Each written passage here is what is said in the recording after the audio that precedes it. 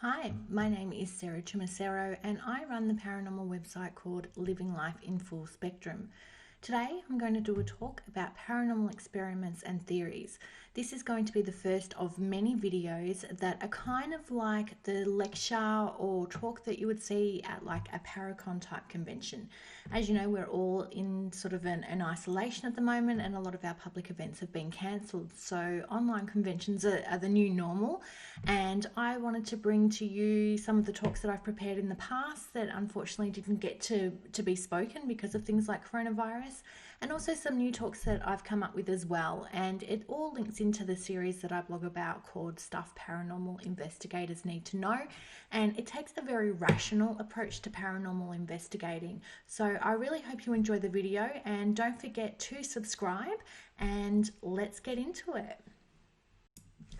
So the talk I'm going to be doing today is called Paranormal Theories and Experiments, and we are going to look at 4 categories. We're going to look at the Stonetape Theory, the Ganzfeld Experiment, the Philip Experiment, and the Singapore Theory. So these are all things that a lot of people involved in the paranormal will have a very, at least, loose concept of, or there may be things that you may even be doing yourself and not even realize it. We're going to look at the origins of where they came from, what the purpose is, and how they've actually evolved into modern day paranormal investigation.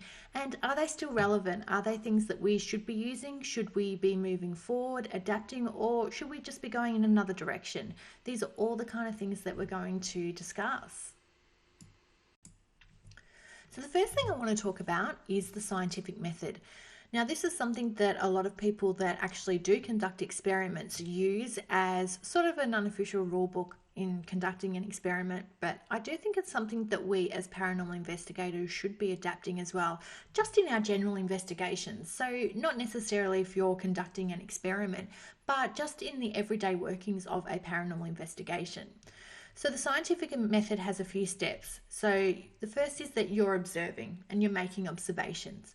And that then leads you to ask some questions. And so you may question things or identify a problem. And that's something that we do quite a lot in the paranormal field. We then do our research. So we search if there's already answers or solutions out there for the questions that we have. We then hypothesize. So we formulate an hypothesis, or we come up with a certain theory. So it could even be something like, okay, so do spirits really manipulate the electromagnetic field? That's your theory. So the next step is to create an experiment, design and perform an experiment to test that hypothesis. And that's what you're doing. So you're testing your hypothesis, and you're either going to accept or reject it. So your test results will actually tell you, well, yes, they do manipulate the electromagnetic field, or no, my results show that they don't. You then draw a conclusion. So you look at all of your results and you're analysing everything. And then you report and you share your results. And it just becomes a constant cycle. Because one of the important things to recognise is that just in general, when we do a paranormal investigation, a true paranormal investigation is not something that just lasts 2 hours. A true paranormal investigation is something that really should take months and sometimes even years. And that's the case with experiments. And with some of the experiments that we're going to be talking about today, you'll actually see that they weren't just sort of a one-off trial. They were things that actually went for months and months and sometimes even years. So when we look at the 2 words, theory and experiment, what is it that they mean? So a theory is a system of ideas intended to explain something. And some of the words that we associate with the word theory is hypothesis, speculation, notion, and assumption. Experiment is a procedure undertaken to make a discovery, test a hypothesis, or demonstrate a known fact. So words again that we use to associate with the word experiment are test, investigation, trial, inquiry, and demonstration. So when you think about it, of course, a theory and experiment go hand in hand. You're coming up with a theory and then you're conducting an experiment to see if that theory does hold up. And again, it's important to note that we as paranormal investigators, I think sometimes loosely throw away the term experiment.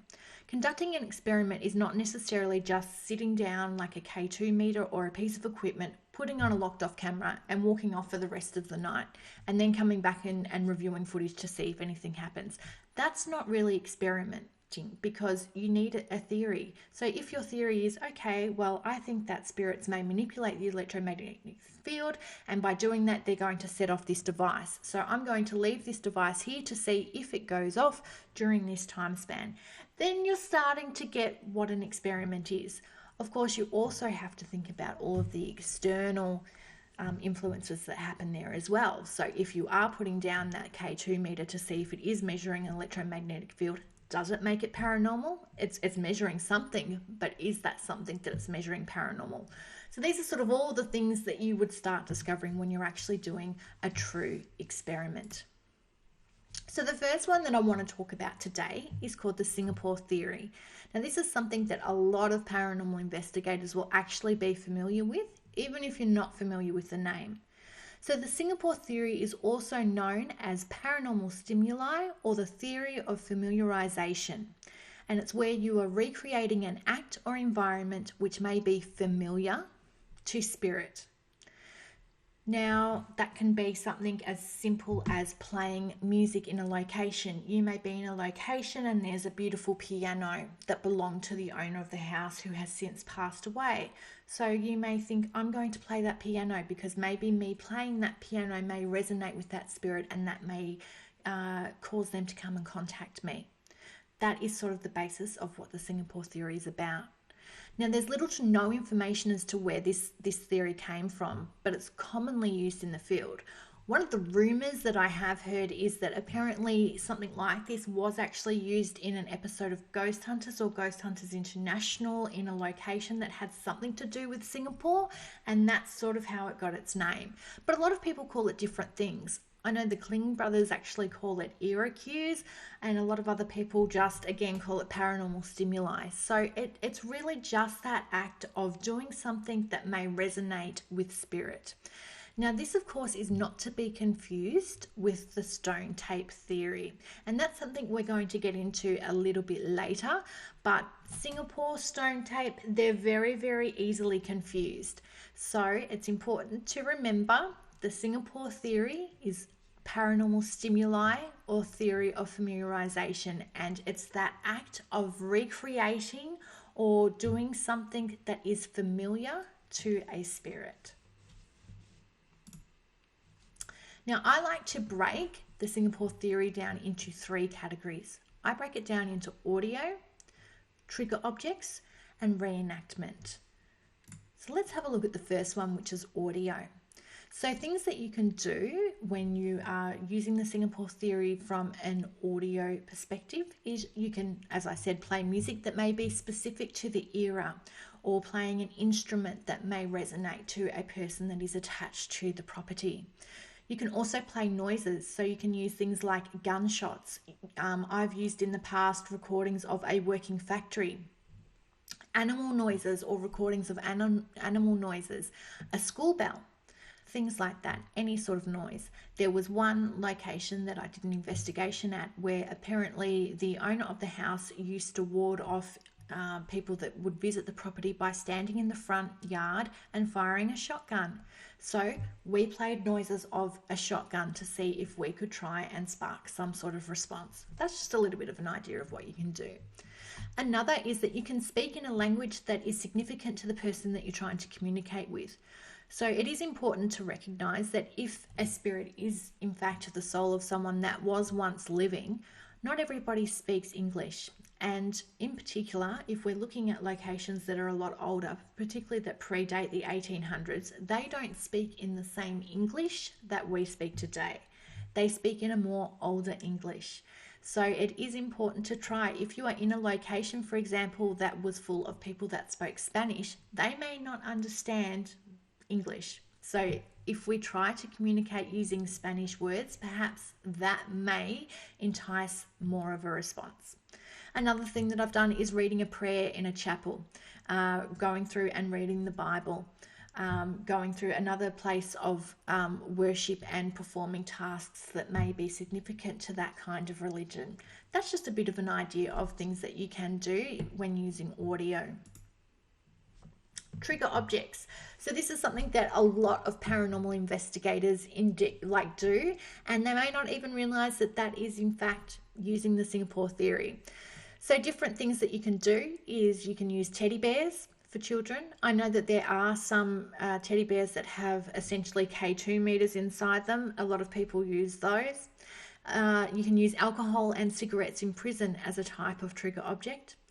An item that belonged to the person that you're actually trying to communicate with.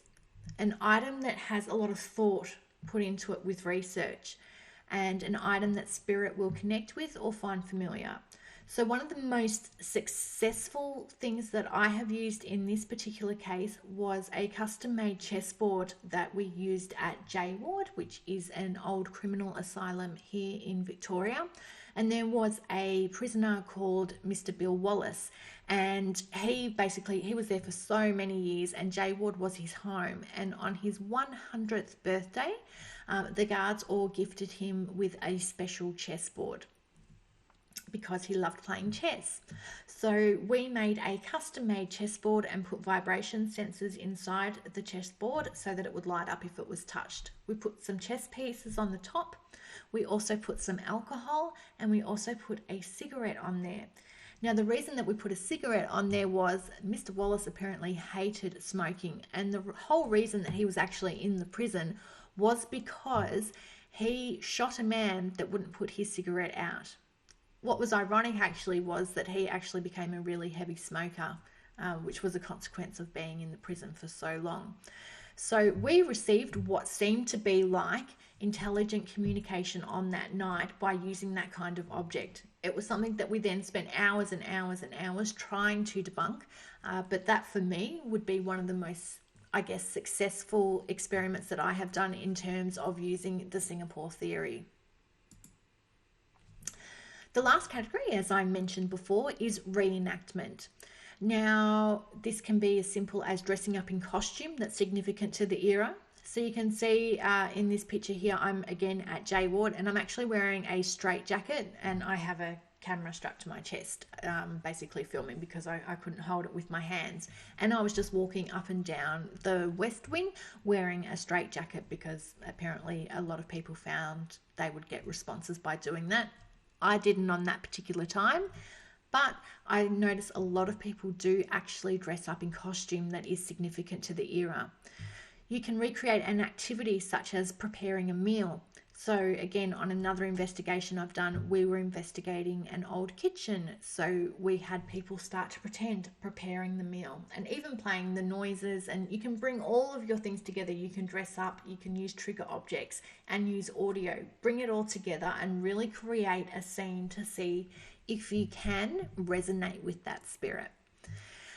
Calling out to prisoners in a jail to line up for inspection and things like that. I have been to many investigations where different people have done that with very loud booming voices, and the sound just kind of carries through the jail, and it just changes the whole atmosphere and the whole energy of the place.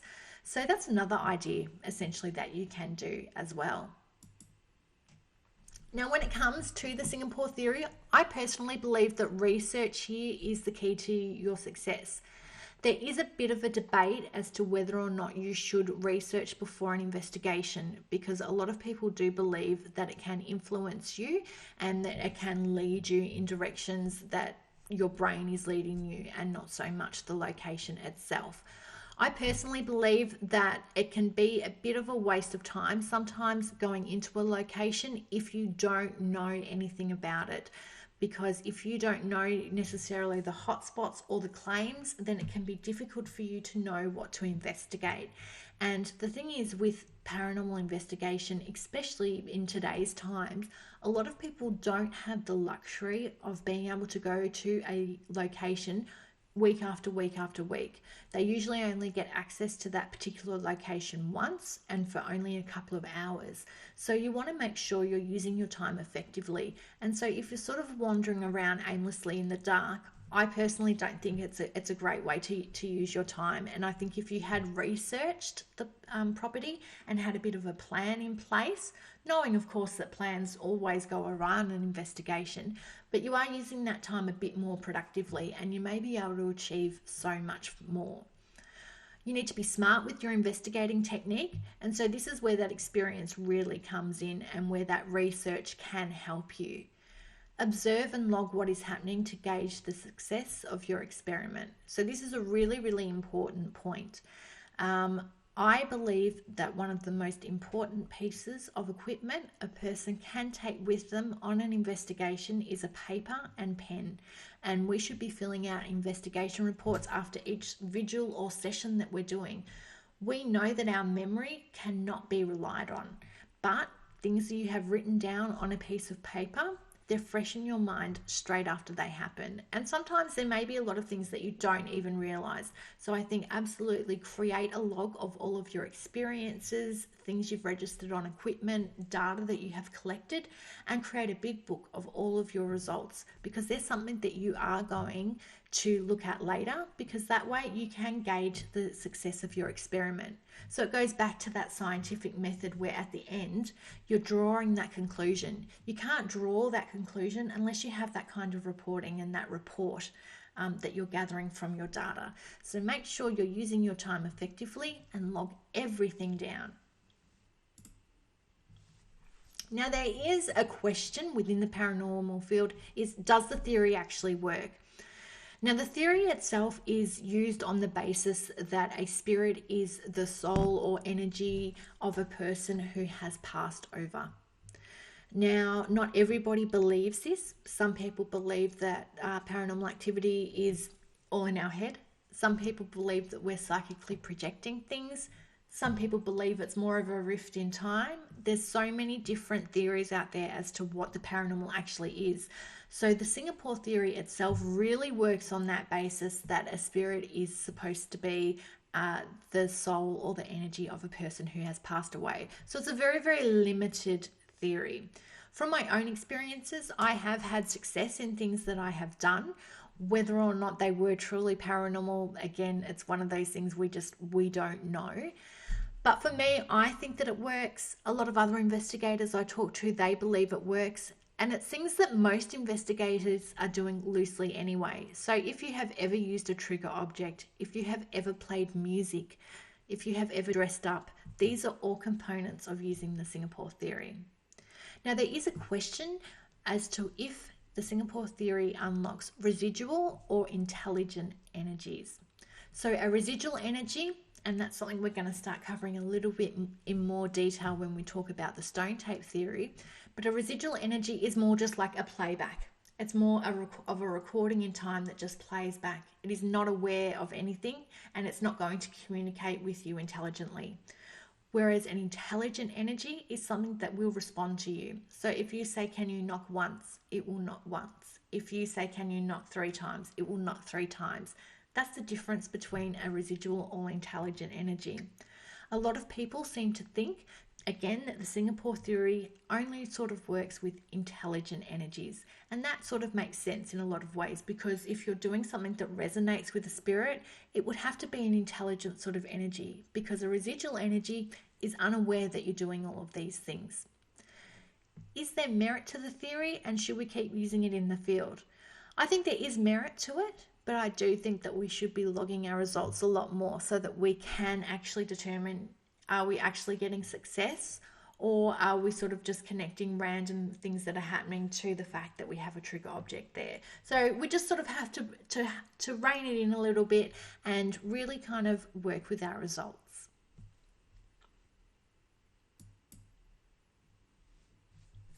The Stonetape theory. So this is the next section that we're going to talk about. The Stonetape theory is quite a controversial theory within the paranormal field. And the Stonetape theory was specifically named actually from a movie, and that's one of the reasons why it's so controversial. And it was named from a movie in 1972, coincidentally called The Stonetape. And it was basically a movie that suggested that a traumatic event or a murder could cause a playback of what we call this residual energy that I mentioned just before. Now, the idea itself was put forward publicly in the form that we investigators know it as by Thomas Charles Lethbridge. And after having an experience where he saw an apparition near a stream of water, he believed that water, forests, earth and mountains, so our surroundings, could actually record imprints of energy. because they were charged by the ions in the air, and that allowed them to record these memories. And so his theory was that if there was a traumatic event such as a murder or a suicide, that this trauma would actually be absorbed by its surroundings.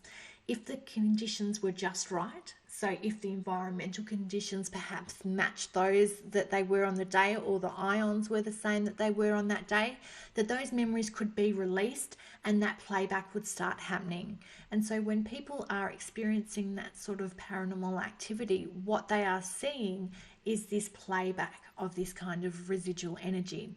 It was thought that the stone itself acted like a form of magnetic tape. So when you press play, that residual energy plays back. So the question that a lot of people use is, by making loud noises, can the vibrations of the noise that we make release this residual energy from the walls to force this playback? And that's where it's connected in a lot of ways to the Stonetape Theory, because again, a lot of people are playing that audio, and so you have to sort of wonder, is that audio resonating with a spirit, or is it actually unlocking the energy from the walls? There are a lot of people that use a lot of different experiments with this that will call out quite loudly. When I do work with Australian Paranormal Society, for example, one of their favourite things to do is you'll have everybody in the room and they will all yell out hello very loudly at the same time, and then they'll pause for 1 whole minute and there'll be no sound, just silence, to record to see if they can pick up any EVPs. And they've actually had a lot of success using that techniques. And I know a lot of other people tend to find that after a loud noise, they themselves also pick up what they believe are EVPs. So they do believe that you have to kind of shake the energy out of the walls in a way to speak. So is it the cause of residual hauntings? Again, this is something that's really up for debate, and why it is such a controversial topic within the paranormal field. Now, in order to, unlock that sound, there's a few different things that you can do. You can use infrasound. Now, infrasound is that really low level vibrational noise. It's a noise that you don't really hear, but you feel it within your body. And so that would be really good at shaking it out of the walls. Yelling, using the vibration of your voice. I know a lot of people like to even put up speakers and things against the stone to see if they can, again, shake that sound out of the walls. But what is really, really important, if you are going to be experimenting with the Stonetape Theory, I think, is that we should be using data loggers. If the Stonetape Theory works on the premise that the environmental conditions have to be just right, we as investigators should be understanding what those environmental conditions are. The only way to do that is by doing data logging. So a data logger will pick up what the temperature is, it will pick up what the humidity is at the time, and what the barometric pressure is, all those sort of things. So we can kind of get a gauge on what's happening. And we can also see if there's any changes in those figures as well. Because if there are no changes and there's something that you believe paranormal happening, it's probably not necessarily because of that Stonetape Theory. You'd be wanting to see a change in the atmosphere just before or just after that activity happened, just to kind of validate what that claim of the Stonetape Theory actually means. So again, this is why it's important to take that notepad and pen and jot everything that you're reading down. So the other question when it comes to the Stonetape Theory is it material that is absorbing energy, or is it more just an imprint of energy?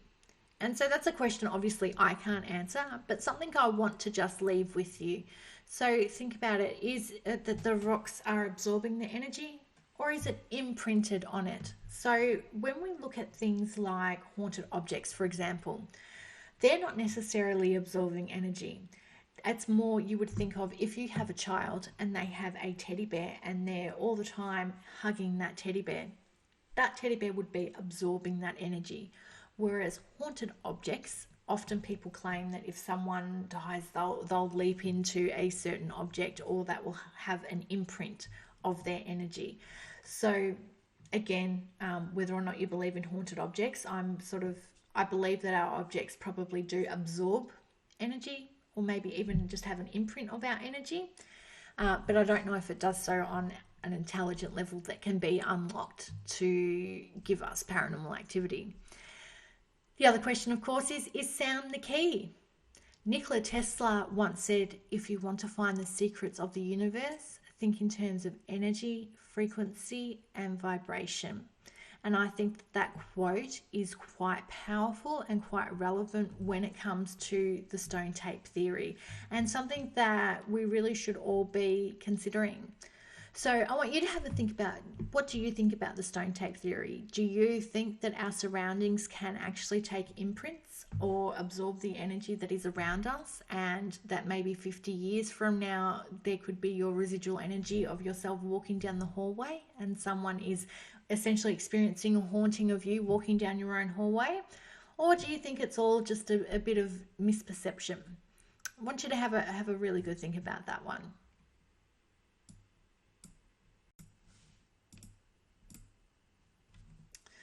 So we're now going to get into the experiment side of the talk. And you can't talk about paranormal experiments without first talking about the term parapsychology. Parapsychology is a study, and it's what studies psychic extensions of the human mind. And so you're testing things like telepathy, clairvoyance, remote viewing, near-death experiences, precognition, psychokinesis, survival studies, all those kind of things. What is our human mind actually possible of beyond what is considered to be normal? So the term itself was coined in 1889 by German philosopher Max Dossier.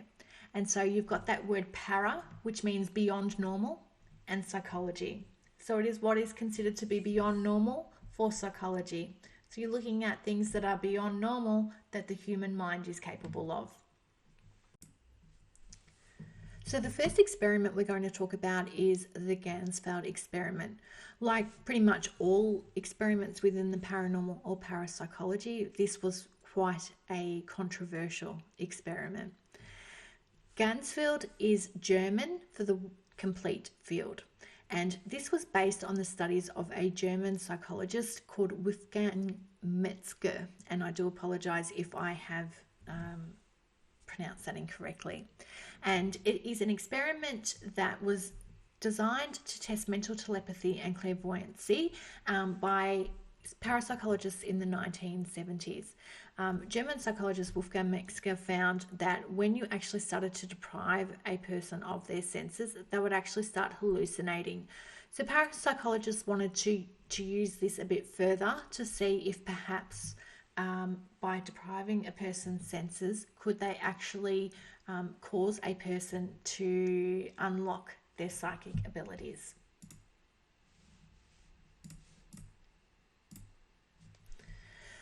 So the first original trials within the Ganzfeld experiment was you had a receiver, a sender, an experimenter. So you had three people.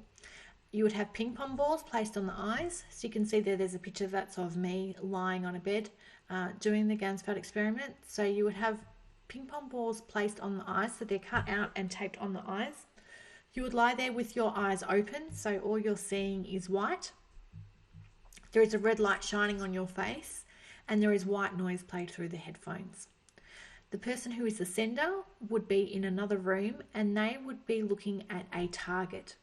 And they were trying to mentally send an image of what they were looking at this target, to the person that is lying in the chair or sitting in the chair in the case of the experiments that happened in the 70s. But so you've got that sender that's trying to mentally send that image to the person that is deprived of their senses. The receiver at the end of the test would then be presented with 4 images, or these 4 targets, and they had to pick which one they claimed to have received during the trial. Now, of course, there was a baseline of 25% because there is that chance that out of the 4 targets that they randomly happened to coincidentally pick the correct one. That's sort of why it was so controversial too. The original experiment actually achieved baseline results of around 38%. So given that the baseline was 25%, that's a pretty significant increase. And parapsychologists found this to be quite significant because one of the things that's been pointed out to me by a lot of people that have looked into this study is that the people that actually sat in the experiment were not people that were psychic mediums or claimed to have any kind of psychic ability. They are people that were just kind of everyday people like you and me that don't have any psychic abilities, but they were able to correctly identify targets in a lot more than the 1 in 4 chance. The experiment, though, was also criticised due to the lack of controls as well. They found that the targets could easily be tampered with, and so they were in sort of like a plastic bag, for example. So one could say that the person that was sending the image could maybe even poke a hole in the plastic bag, so that then when the receiver was picking the target, they could easily identify if they were sort of coordinating with that sender to get a better result. So over the following decades, they actually created more and more experiments from the lessons that they learnt from the mistakes of those trials. And so then the targets became more digital rather than just a physical item, for example, that they held in their hands. And so by increasing the controls, the testing result actually decreased. And that was a result of those tighter controls. But what is still significant here is that it was still a rate of 30%. So you've got a rate that's 5% higher than that 25% baseline. So does that mean that the experiment is a success? Again, that is why it's controversial and up for debate. So I'll leave that one for you. But over the years, paranormal investigators in the field have kind of modified this experiment, and it's kind of lost its way a little bit. The whole process of sending a target image to a receiver has pretty much been eliminated completely. Now the Ganzfeld experiment is used by modern day paranormal investigators purely for just depriving their senses to see if they can have some kind of paranormal experience. Sometimes investigators like to experiment with different kind of lights and different forms of noise. So instead of using white noise, they might use brown noise or a combination of different noises, which we call rolling noise, or you might use pink noise. Some people believe by using things like pink noise, you're more prone to have a more positive paranormal experience rather than when you use brown noise or rolling noise, that some people believe attracts those more negative sort of experiences. That's if, of course, you are indeed attracting something paranormal. It is important to make the point that when you are depriving your senses, your brain starts to go a little bit crazy. And particularly when you're listening to white noise, you'll start hallucinating and hearing voices. In fact, that's how the whole experiment started in the first place. We have to remember that back in the 1930s, when the whole theory around Ganzfeld was made, was that people would hallucinate when their senses were deprived. And that's sort of why it's a really difficult experience to measure, because you don't know if a person is having an actual paranormal experience or if they're hallucinating. There are a lot of people and a lot of groups online that actually call it a mind hack. And so they actually give you different ways to hallucinate by using the Ganzfeld experiment. So it's not necessarily something paranormal at all. However, there are those in the paranormal field that believe they are receiving a message from a spirit by using this kind of experiment. But we also have to wonder if it is something that does test ESP and things like that. Is the experience or things that we're experiencing while we are under in a Ganzfeld experiment, is that coming from a spirit or something paranormal, or could it actually be coming from someone in the other room? We also have to acknowledge how much the power of our mind can mentally project things as well. I mean, that's the basis of what parapsychology is.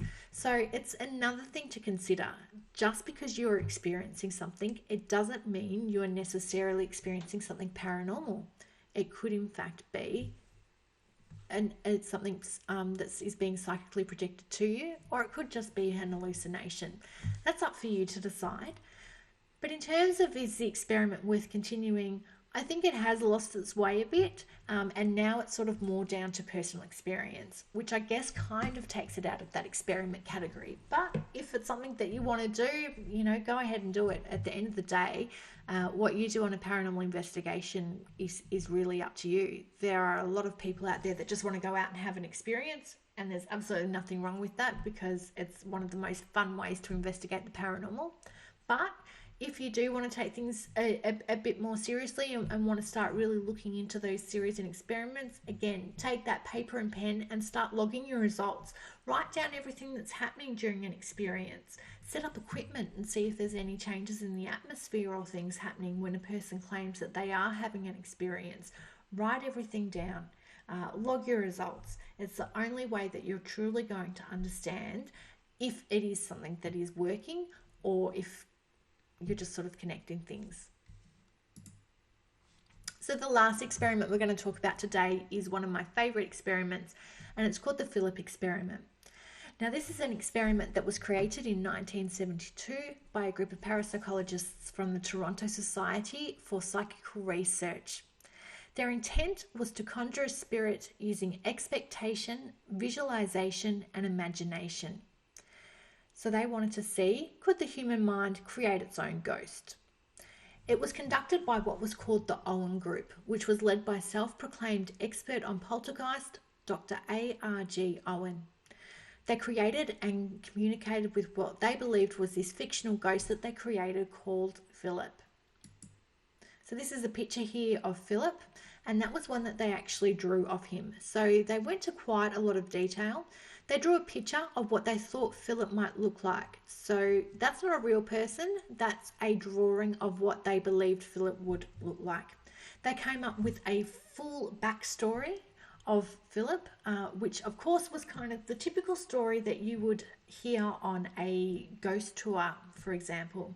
So it was back in the 1800s, and Philip was a gentleman that was on the farm with his beautiful wife, Dorothea, and she was very beautiful, but she was considered to be quite a frigid lady. And so one day he was out and he met this gypsy woman called Margot, and he loved at first sight, so he took his new mistress back to the gatehouse at the property. Now, his wife soon found out about the fact that Philip was hiding this girl in the gatehouse and confronted him. She claimed, because back in that day, witchcraft was sort of used as an excuse for everything, she claimed that this Margot used witchcraft to seduce her husband, and so Margot was put to trial. And not wanting to ruin his reputation, Philip didn't stand up for Margot, and so she was burnt at the stake. He was very, very troubled by this and then became quite depressed, and then one day he threw himself into the battlements of his castle that he had, which was called Diddington Manor, and committed suicide. So very, very tragic story. None of it actually happened. It was all very, very fake and something that was made up, again, to create this backstory of Philip. So the group, this Owen group, would meet once a week, and they memorised this story, and they would sit with his image and with his pictures to basically try and see if they could get Philip to manifest. So in September of 1972, for a full year, the group would get together each week and discuss Philip. So they would just sit around and talk about Philip, talk about his story, look at his pictures, and see if they could try and conjure his spirit to appear. After 1 year, nothing happened. So again, it's that whole thing of an experiment is not just a one-night thing. They dedicated a whole year before they realised, okay, this isn't working.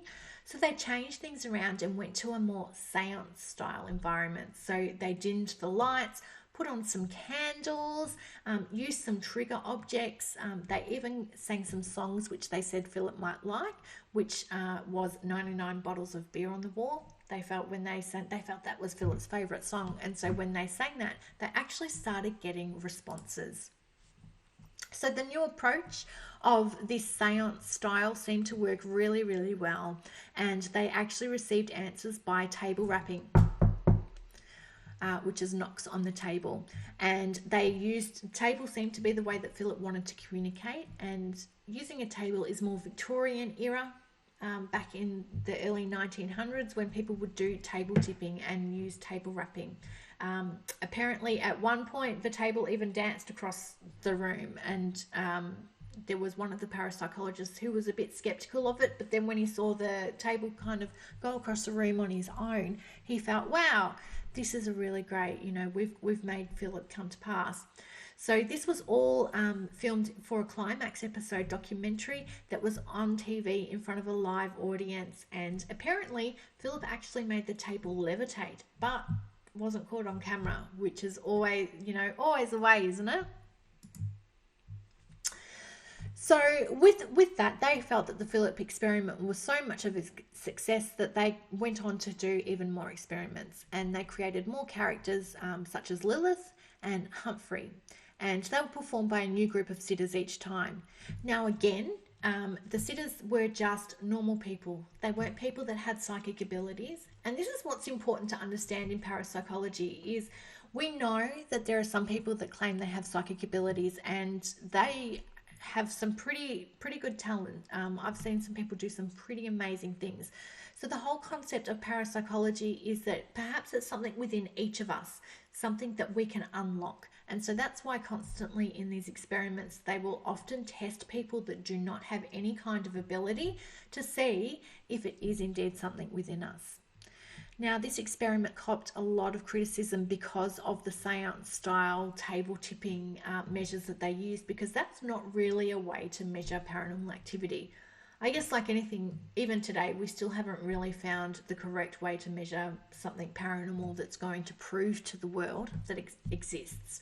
And I even have to wonder if that day will come, because even if we do have everything in front of us, there's still going to be people that just don't believe it. So it sort of makes you wonder, what is it going to take?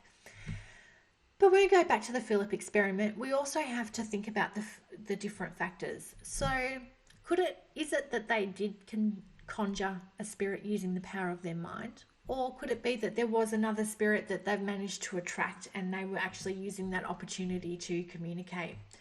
You have to ask, were the sitters faking activity? It was something that ended up on TV and had worldwide attention, so were they faking it just to get their 5 minutes of fame?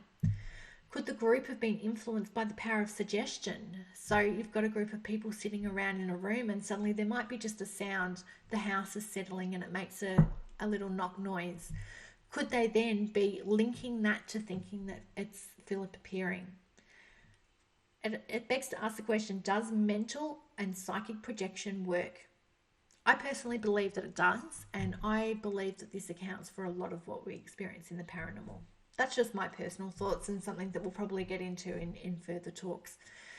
So how can we measure this for future experiments? Again, I think data logging is really important. I think we need to be writing down all that data, taking that pen and paper, recording everything, taking video, and again, taking readings of the room. Are readings in the room changing as things are happening? How can we actually document that this is working? And this is where it's up to you guys. If you're going to do these kind of experiments, really think about the ways that you're going to document this.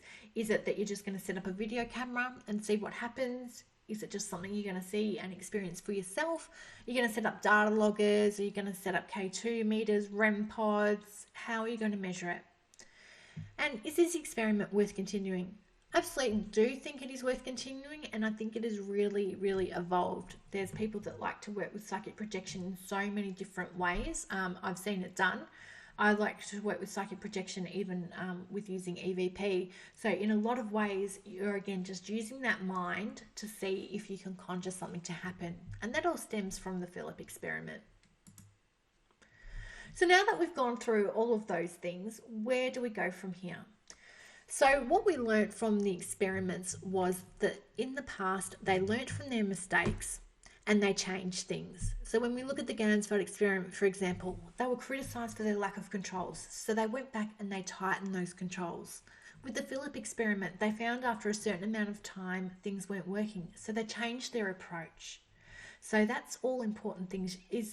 It's just going back and observing, going through that scientific method again. You know, you're drawing that conclusion. Okay, it didn't work. So you go back and start again. Just because an experiment fails once doesn't mean that it should be put to bed. It doesn't mean that your theory is gone. It just means that the experiment may need a little bit of work. There are some theories where you look at and people say, no, this is impossible. But when you look at it 100 years ago, if we told people that we'd be walking around with essentially little computers in our hand that we can make phone calls from, do you think they would believe us? They'd say, no, that's impossible. So again, I don't necessarily think we should use the word impossible. I think we just need to approach things from a different angle. Think about the people that you're using in your experiments. I mean, this is really, really important. You need to make sure that you have responsible people that aren't going to fake things. You also need to make sure that you have people that are critical thinkers, because critical thinking is really, really important, because you want to make sure that people aren't being influenced by one another or jumping to conclusions. They really need to have their rational head on, especially if you're working with experiments. Try to think outside the box. Try something different. So everyone kind of does things in an unofficial way, and they tend to do it the same because they see it that way on TV, or they may see other people do it. Think outside the box and just try something differently. Who cares if you fail? Who cares if it doesn't work? At least you've given it a try. Really use that brain and make the research your own. And one of the things that I really like to encourage is find that one area in the paranormal that you are really, really good at.